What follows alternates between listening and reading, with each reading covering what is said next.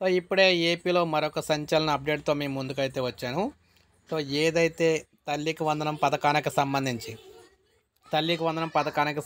ఇప్పటివరకు మనం పథకానికి సంబంధించి 15,000 అంటే ఒక్కొక్క విద్యార్థికి 15,000 రూపాయలు ఒకేసారి అయితే వస్తాయని చెప్పేసి భావించాం.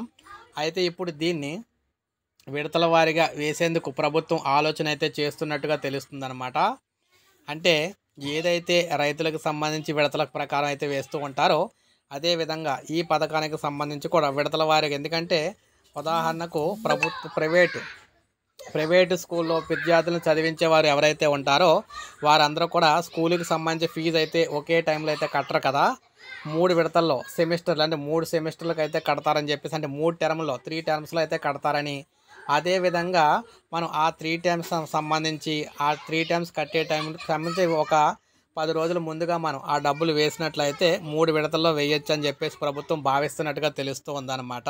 ఎందుకంటే ఇటీవల జరుగుతున్న మీటింగ్లో మనం చూసుకున్నట్లయితే డబ్బులు విడుదల చేస్తాం, కానీ ఒకేసారి విడుదల చేయడానికి కొంత టైం అయితే పడుతుందని చెప్పేసి మీటింగ్లో చెప్పుకుంటూ వస్తూ ఉన్నారన్నమాట. ఈ నేపథ్యంలో మనం చూసుకున్నట్లయితే ఏదైతే తల్లికి వందనం పథకానికి సంబంధించి ఒక్కొక్క విద్యార్థికి 15,000 రూపాయలు జమ చేస్తామని ప్రభుత్వం అయితే చెప్పిందో, దానికి సంబంధించి విడతల వారీగా జమ చేయడానికైతే రాష్ట్ర ప్రభుత్వం సన్నాహాలు అవుతున్నట్టుగా తెలుస్తుంది.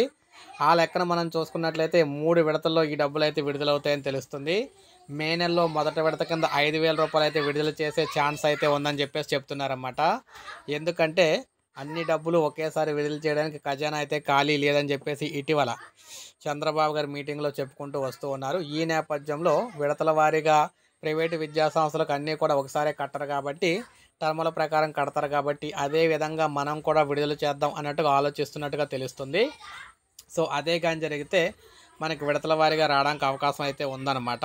దాంతోపాటు మనకి ఇక్కడ క్లియర్గా ఇవ్వడం అయితే జరిగింది. 15,000 కూడా వాయిదాల పద్ధతిలో, ఇక్కడ మీరు చూడొచ్చు, తల్లికి వందనం పథకానికి సంబంధించి 15,000 కూడా వాయిదాల పద్ధతిలో ఇస్తామంటూ ఇప్పుడు మాట మార్చారని ఇక్కడ ప్రతిపక్షాలు అయితే ధ్వజమెత్తు ఉన్నాయన్నమాట.